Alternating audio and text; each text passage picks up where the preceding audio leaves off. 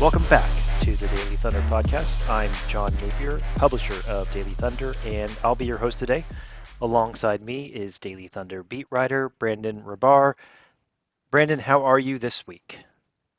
Good. I saw a playoff atmosphere basketball game in Oklahoma City last night, and it was a fun game. And I'm ready to talk some NBA Cup.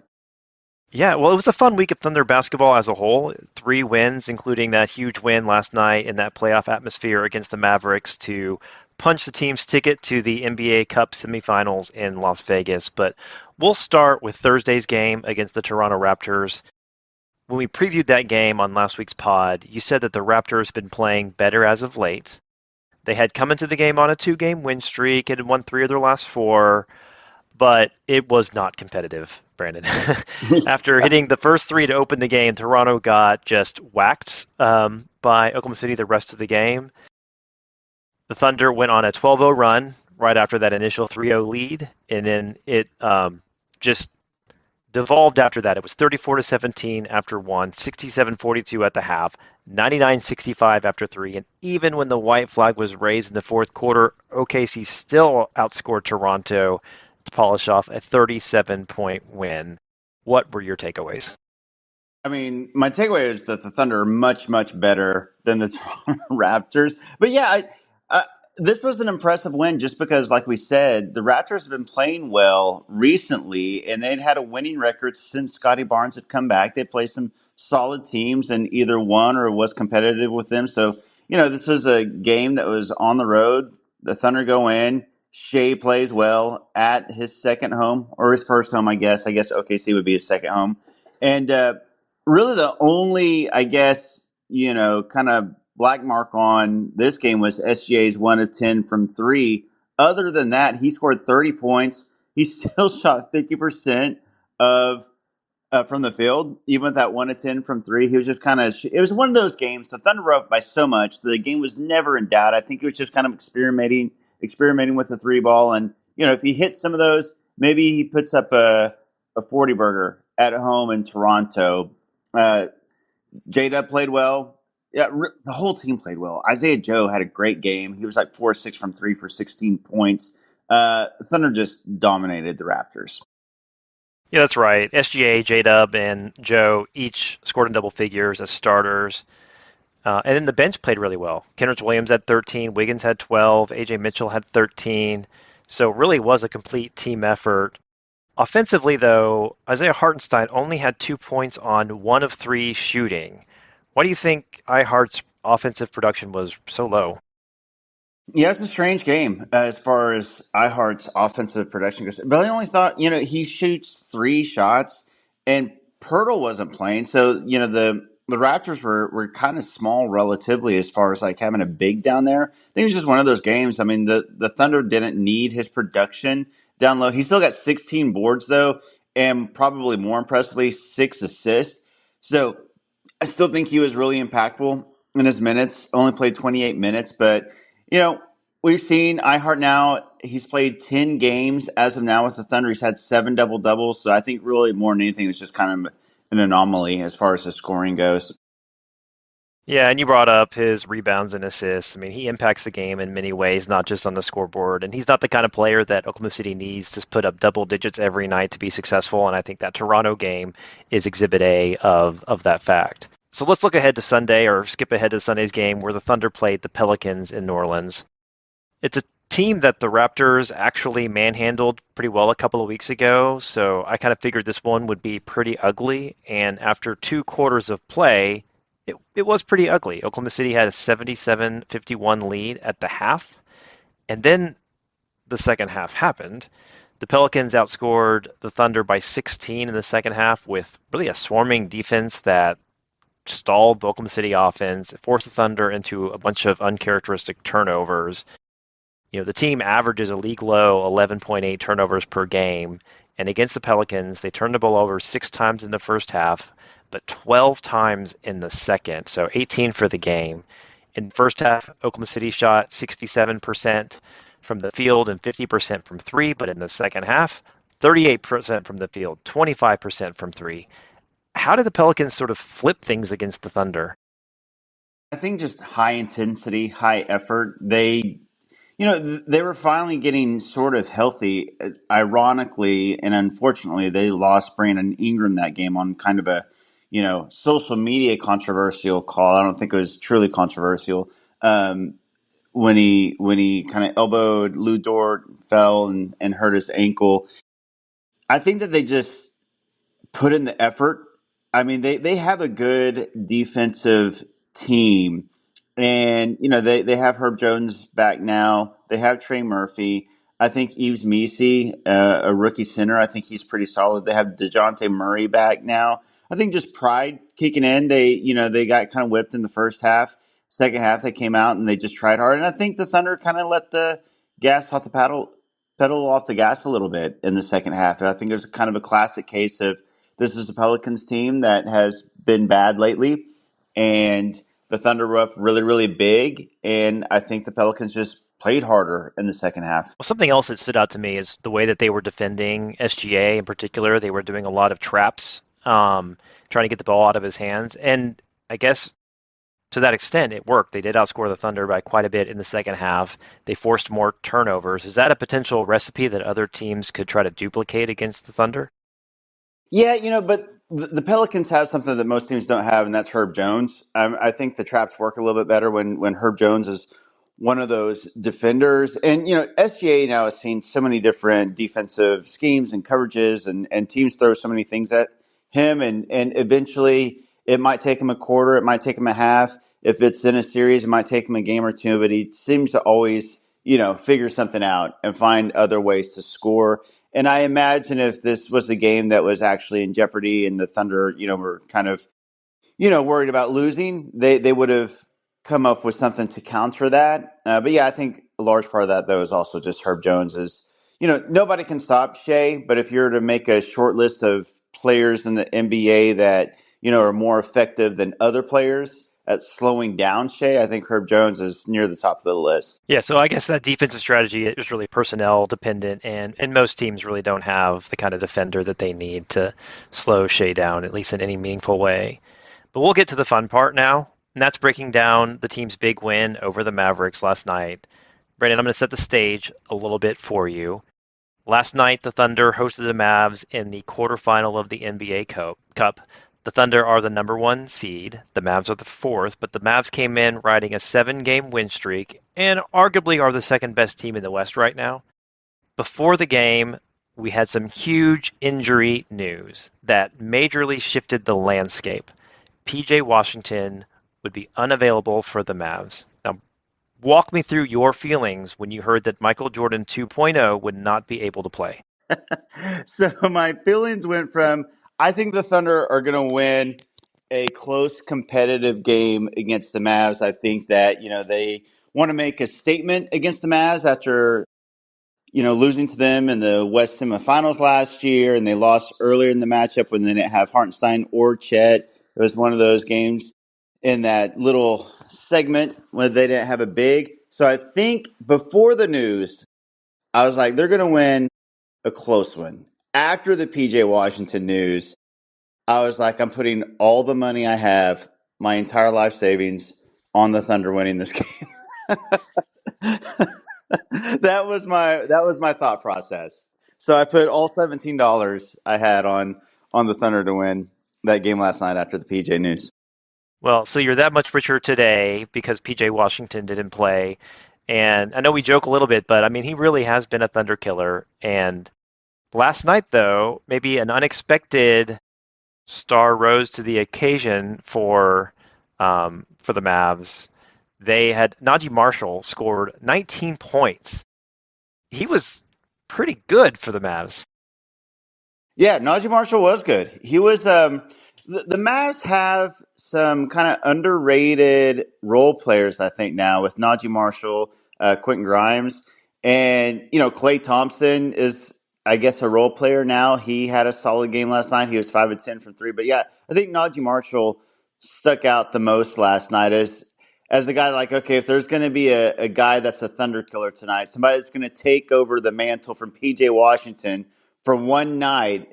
Najee Marshall was that guy last night, but he couldn't go full PJ Washington though.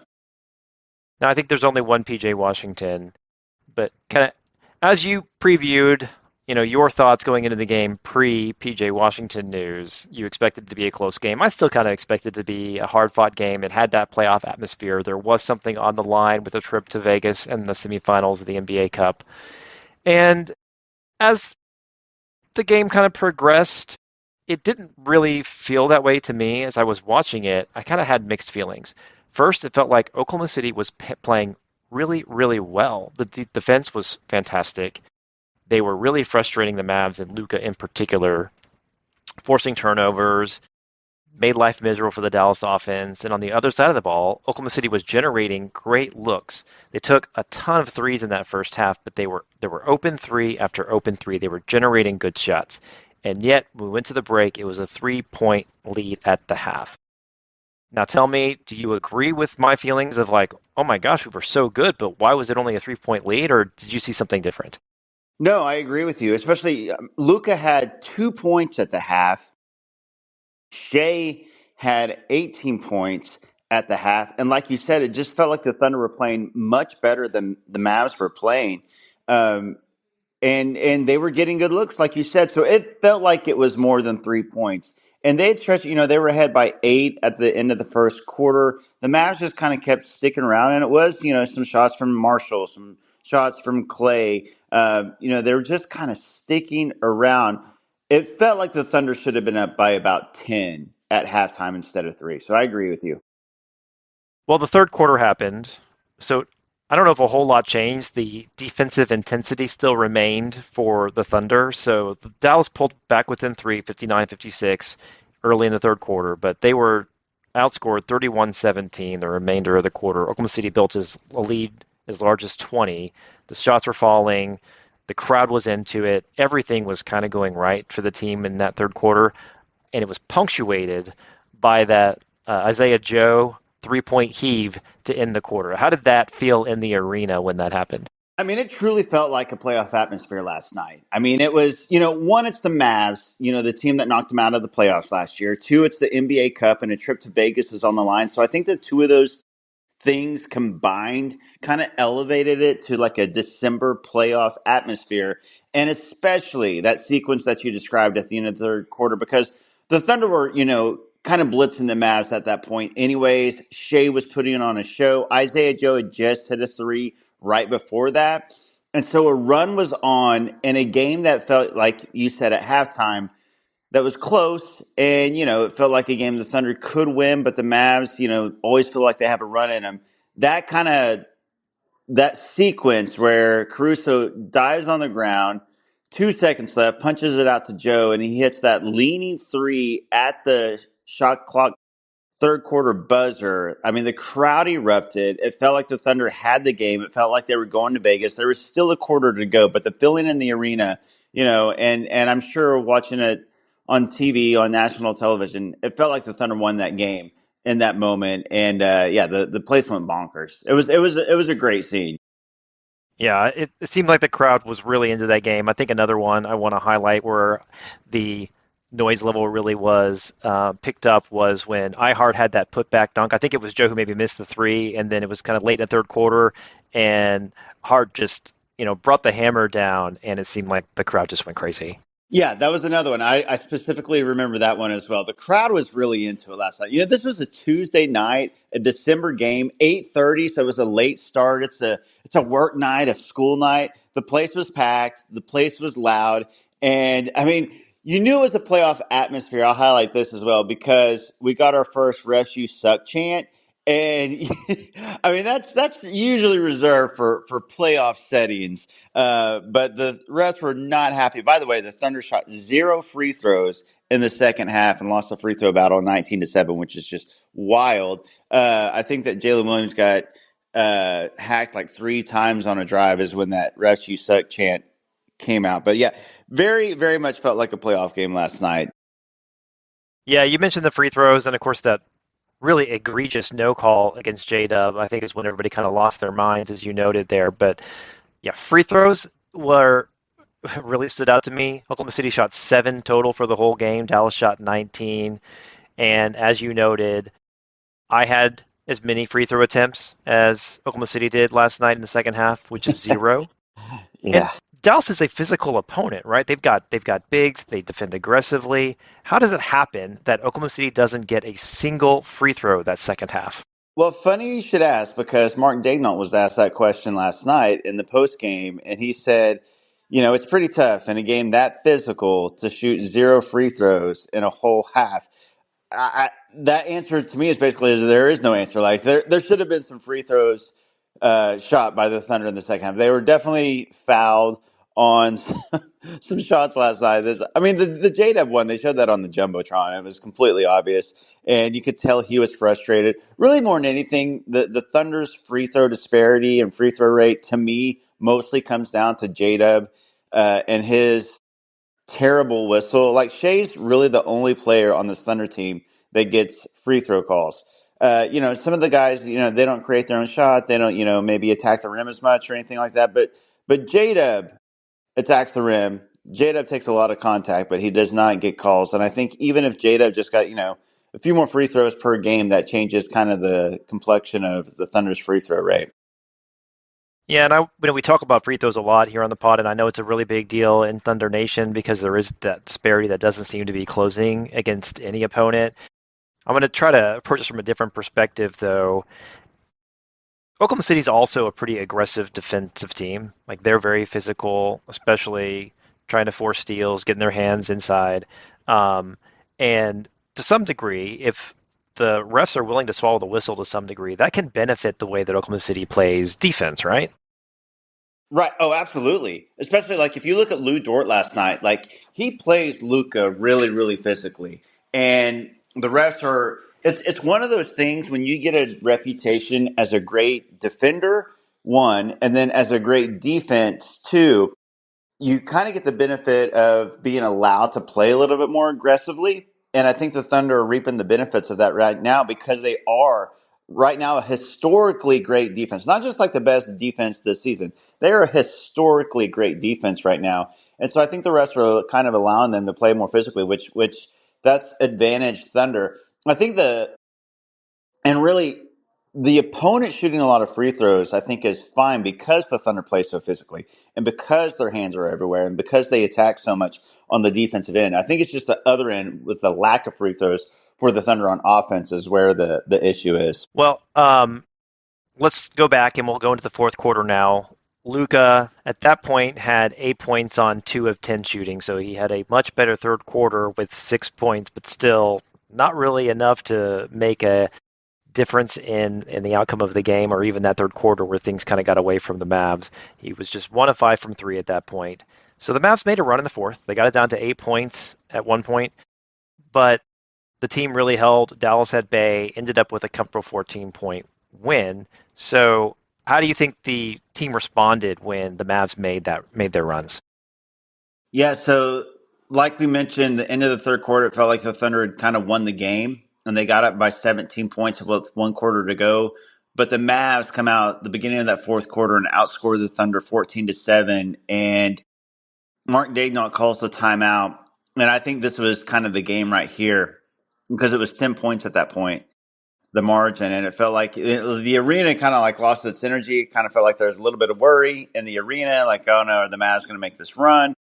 But Mark Daignault put Shea back in, and so Shea comes in much earlier in the fourth quarter than he normally does. He usually sits to about the 5 or 6 mark of the fourth quarter, but he came in at the 9 minute mark last night, and he immediately hits a three, stops the Mavs run, and the Mavs kind of punched back a few other times, but with Shea in there, and then J Dub hit some big shots down the stretch as well. I think the Thunder did a really, really good job of kind of keeping them at bay and never letting it get, you know, I think after that, there was never really much doubt about the game once Shea came back in. Well, let's talk about the game plan as a whole.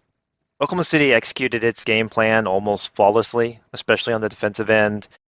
We were talking about how the Pelicans were doing a lot of trapping of Shea in the second half of their game. Oklahoma City did a lot of that against Luka. They were trapping the ball anytime he had possession, especially on kind of those high screens. And while Luka, I think, at many times did a good job of passing out of those double teams and then the ball was swinging really well to like open corner threes, it seemed like it was serving its purpose. It was disrupting any kind of rhythm Dallas could find offensively. It was taking Luka out of the game. And on top of that, they did a really good job of limiting Dallas to one and done. The Mavs had just 7 offensive rebounds in contrast to Oklahoma City with 17. Yeah. Um, and how do you think that that game plan played out? Do you kind of agree with what I saw as far as the strategy for the team defensively? Yeah, for sure. It was definitely like, Luca's the head of the snake, and they wanted to cut that off as far as, they wanted to make other players on the team beat them. And the thing is, the Thunder have so many great defenders. Obviously, Lou Dort takes the Luca job, but I think Casey Wallace did such a great job when he was up on Kyrie Irving. Alex Caruso comes in. You got 3 elite perimeter defenders on this team, and it makes it so tough. You had to have guys like Najee Marshall, Klay Thompson, Quentin Grimes, and those guys have big games when they're basically forcing other players to beat them. Because not only is Dort on Luka, and he's doing a fantastic job, but like you said, they're trapping him and just kind of forcing the ball around. And so it makes it really, really tough on the Mavs when you have the swarming Thunder defense. Yeah, I agree with you. I think that was kind of the game plan, and you go back to like the Thunder did this without Chet Holmgren. I mean, Chet Holmgren was in the Defensive Player of the Year conversations before he got hurt, and the Thunder, this is their biggest competition, I would say, in the West. Obviously, the Nuggets may have something to say with that. The Wolves may figure some things out. The Grizzlies are kind of a wild card. The Suns are a wild card. But I think the 2 best teams in the West are the Thunder and the Mavs. And this Thunder defense against this great Mavs offense was spectacular, I thought, last night. And they did this without Chet Holmgren. Yeah, and I think the strategy wasn't too dissimilar to how they played the Mavs in the playoffs last year.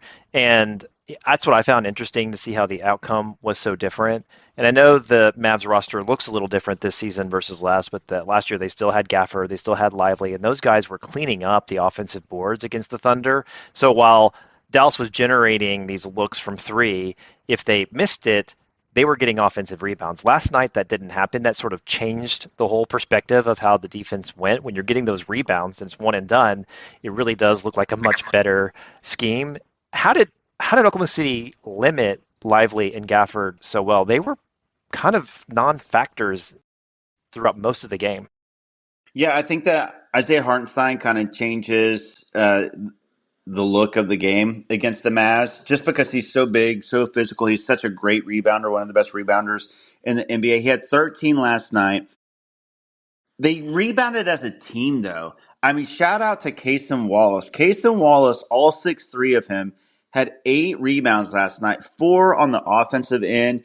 Shea chipped in 8 rebounds. Jalen Williams chipped in 7 rebounds. So they kind of rebounded as a team.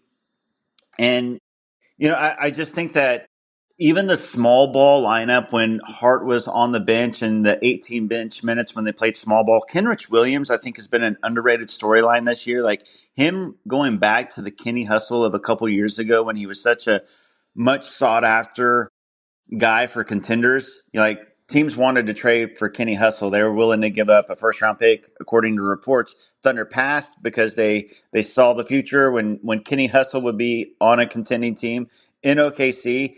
And I think that Kenrich played really, really well last night. And so I think small ball, they just kind of swarm and they're able to do that more in limited minutes because now they have a big playing for 30 minutes against the Mavs that can rebound. So I think just team effort on the boards really more than anything. Well, the crowd gave the team a pretty big lift, and it was a great playoff atmosphere.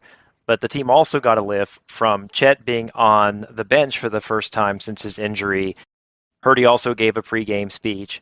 How do you think that impacted the team? I know for sure that the team liked having him there. Like they all said, Kaysen, Shea, and Lou all commented on Chet being there, and so did Martin Dagnold, and said, just kind of lifted the spirits.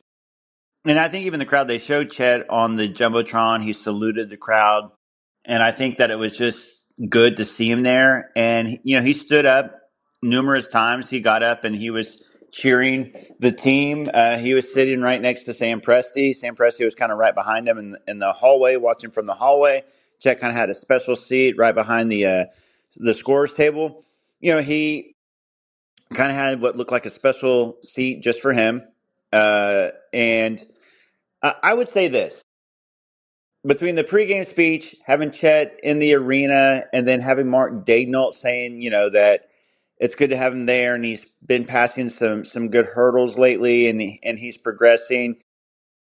Just kind of knowing that you have Chet, hopefully coming back around the All Star break, and the Thunder are still number one in the West and are beating teams like the Mavs, and they're 19-5. Just really, really good signs for the future. Yeah, totally agree. And when Chet went out, there were some concerns, and it was like, how well can the home city hold on, and can they kind of stay close to that top seed? Well, they continue to win, and now getting iHeart has really boosted the team. The team has been hot since iHeart's been playing, so it feels really good, and that's why the team advanced to the semifinals of the NBA Cup. So let's talk about future opponents. It's going to be either the Warriors or Rockets. We'll find out tonight.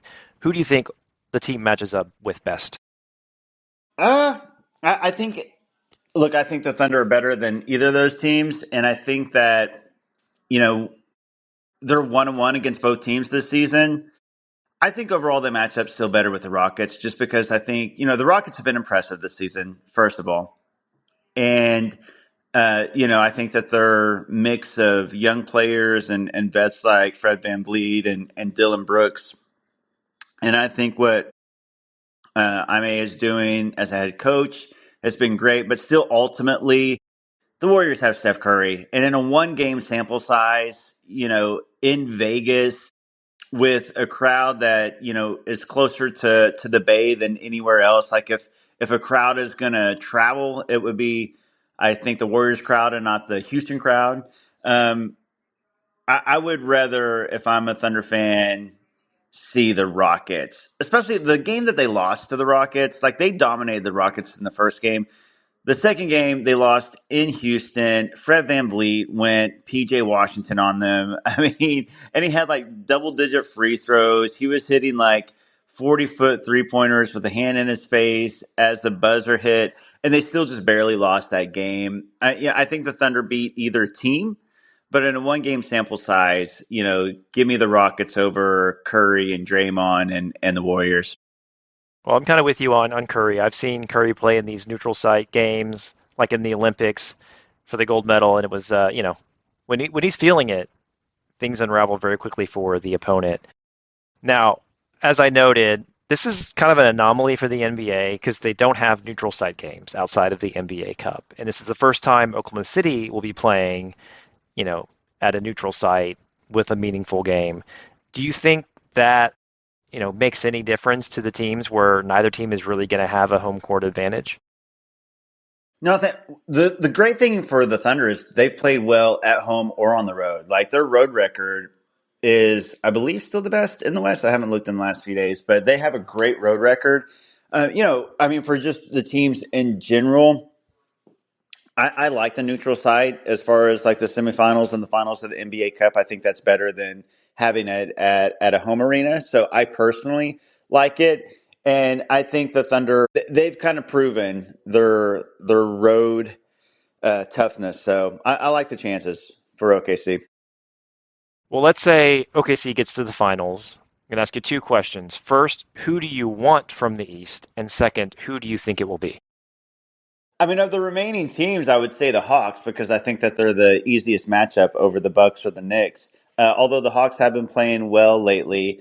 Um, I mean, from a storyline standpoint, I would probably go Knicks, only because they're, I guess, the spotlight of the Knicks, and how much they get as far as media attention and stuff like that goes. So I think, like, if OKC plays the Knicks in the finals, it'll be a really big deal.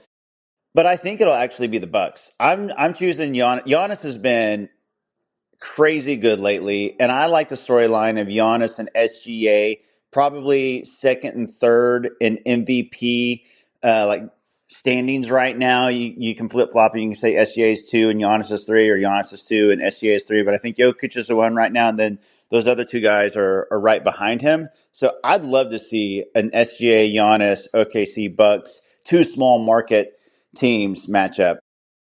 Are you disappointed in any way that we won't get the chance to see like a Thunder against the Celtics or the Cavs? No, because we're gonna save that for the NBA Finals, so we don't want to There you spoil go. it. I like the way you're thinking. All right, so as we sit here today, and we don't know how the rest of the bracket's going to shake out, but we do know the Thunder have advanced to the semifinals, and they've got they got to win two more games to hoist that cup. So, how do you feel about Jay Will's chance at $500,000? I like I like his chances. Here's the thing: the Thunder already took out the biggest threat on the West side. Like the Mavs were the biggest threat, and in retrospect, it was kind of a blessing in disguise that they got them at home instead of the neutral site game. And so you got the Warriors and Rockets left. I think the Thunder are clearly better than the Warriors and Rockets.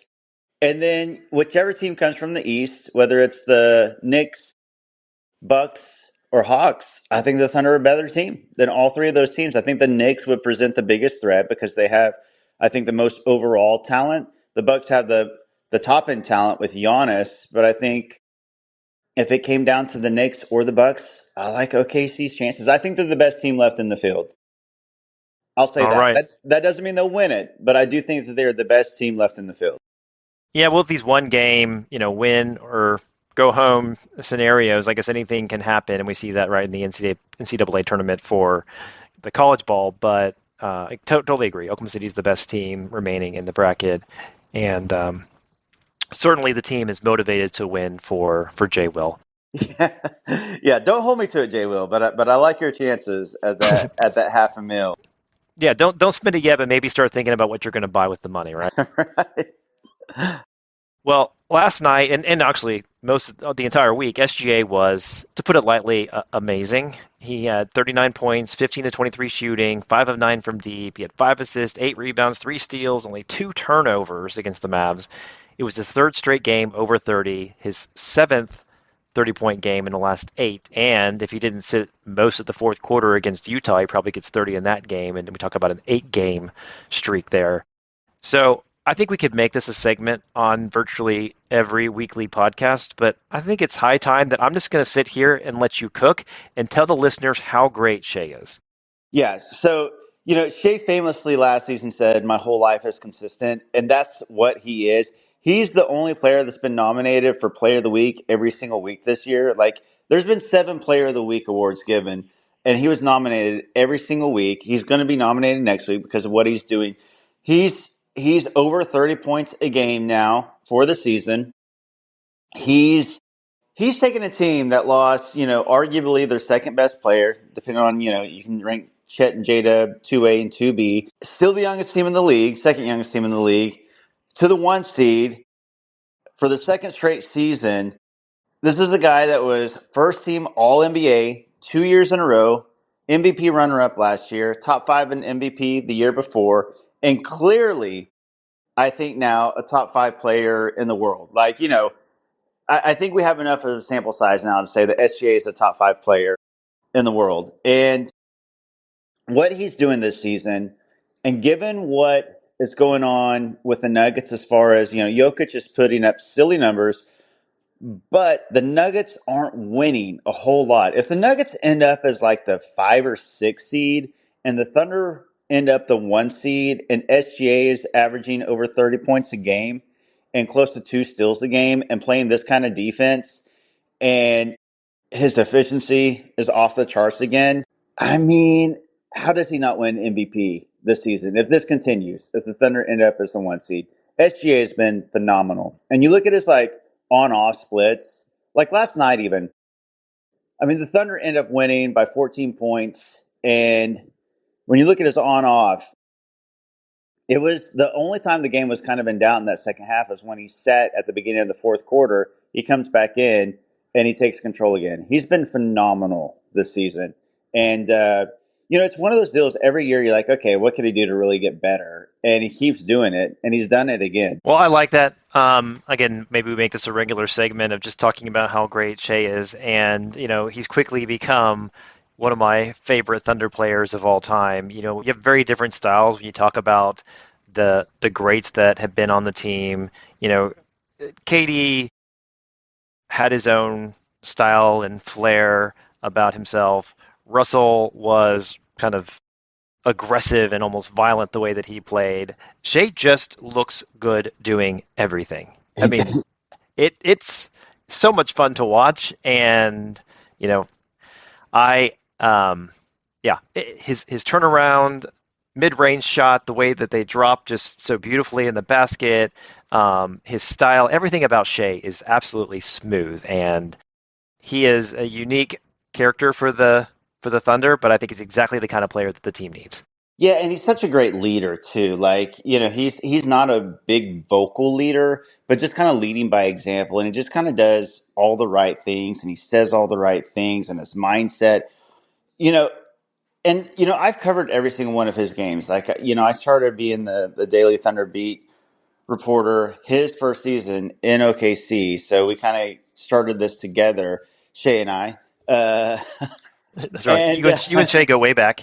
yeah, we go way back, but still, there there's a moment or two, a play or two every game, despite me seeing every single one of his games in OKC, where you just kind of like throw your hands up and like, how did he do that? Like, what was that? And it's not just me. Like the guys I'm sitting next to on press row will like kind of look at each other sometimes after like Shea finishes the play. We're like, how?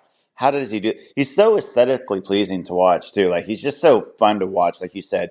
And yeah, he's been phenomenal. He has the Thunder have gone from Katie and Russ and Harden to Paul George to Chris Paul to now SGA, Chet and J Dub. So it's been kind of an embarrassment of riches. We should count our blessings. Well, we were basically have spent the whole podcast talking about how great Oklahoma City is here.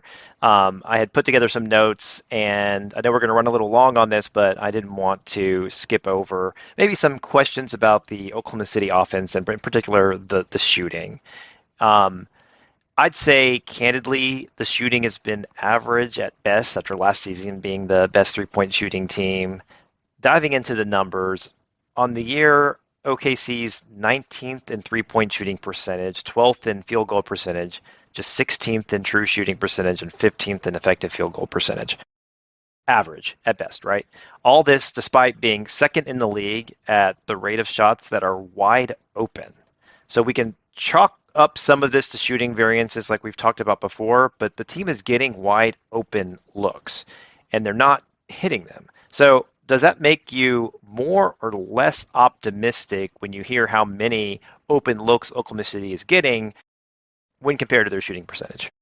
I would say more, actually, quite honestly, because like if you look at sample sizes, and it wasn't just last season, like somebody like Alex Caruso, for instance, like his shooting has tanked this season, but you look at his 7 year career, and he's a 38% 3-point shooter. He shot over 40% from three last year. Cason Wallace shot over 40% from three over a full 82 games last season, and he hasn't shot it as well this season. At some point you get Chet Holmgren back into the fold, and he's a 38% 3-point shooter. And like you said, they're getting open looks. I think it'd be different if this was a deal where the volume was just spiking, and so their shot selection and their shot quality wasn't nearly as good.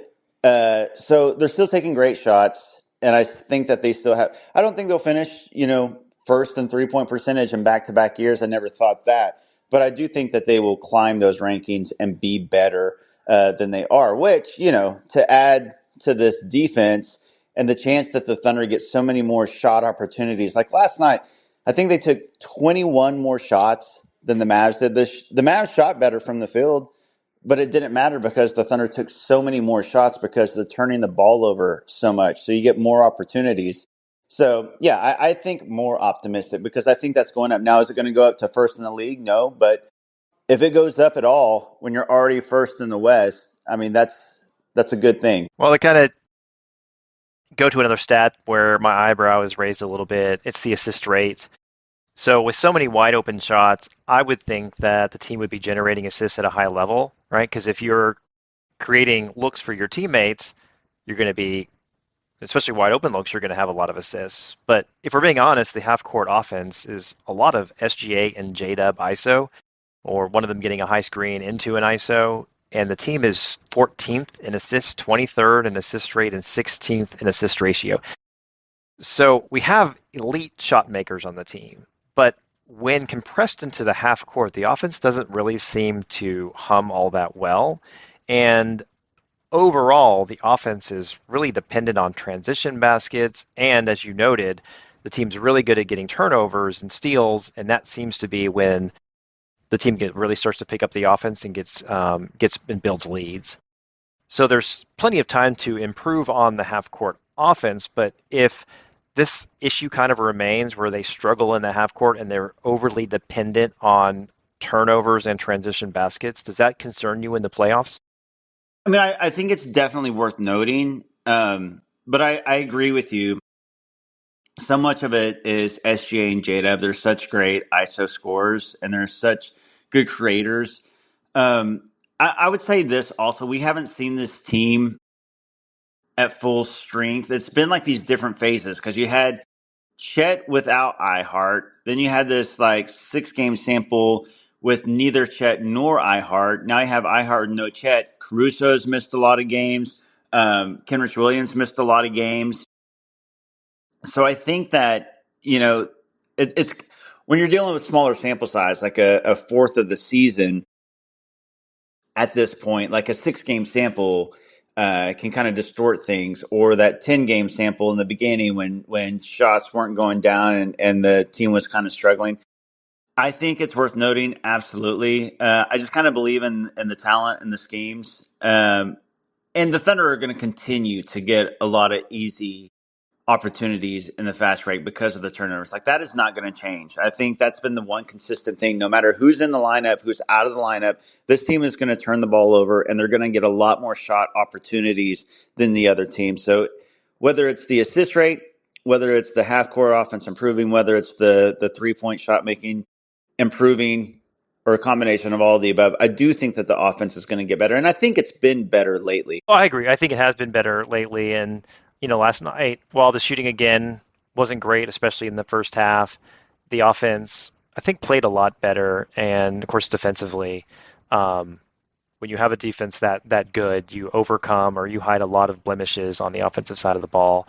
So we'll close, on an optimistic and a positive note because the team is moving on to the semifinals. Be sure to listen in next week as we recap, hopefully, a championship result for the team. But that's all the time we have for today. Thanks for tuning in to the Daily Thunder podcast. I'm John Napier, host of the podcast. He's Brandon Rahbar, Daily Thunder beat writer. If you enjoyed the show, make sure to subscribe to the Daily Thunder podcast on your favorite podcast app, and you won't miss any future episodes. And if you like what you hear, do us a favor and leave us a rating and review wherever you get your podcast. We'll be back in your feed soon.